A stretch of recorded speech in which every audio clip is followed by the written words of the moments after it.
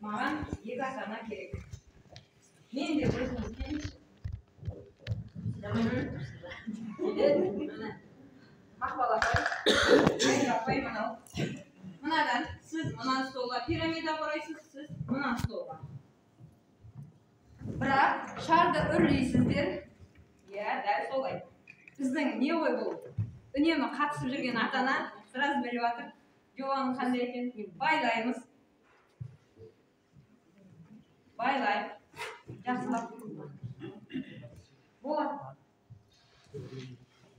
Мына стакандар сияқты жоғарыға лақтырып тұр, стаканды солай істейсіз. Мен енді оңайырақ болу үшін уақыт ашығып бізді не қылады? Бұлай шығарып қоя берейін.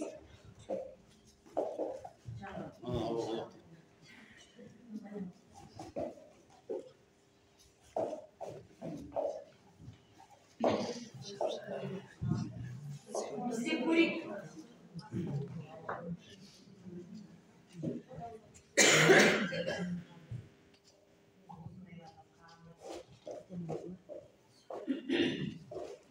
Шарды жерге түсірмейсіздер. Жоғары лақтыра отырып, тура мынандай пирамида жасауымыз керек. 1, 2, 3.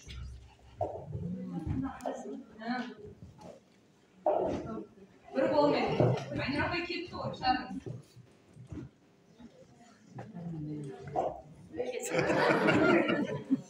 Апай екеуміз өліп қалғанда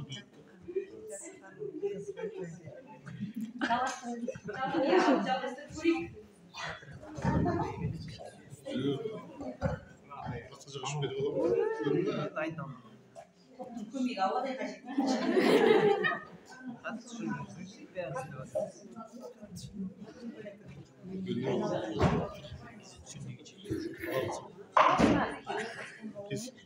Şüpheli biz şüpheli. Biz bıçak.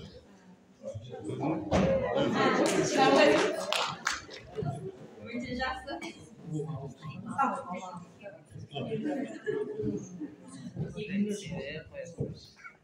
Битеңіздер болатын деп үйді бар. Сіздер алқылай.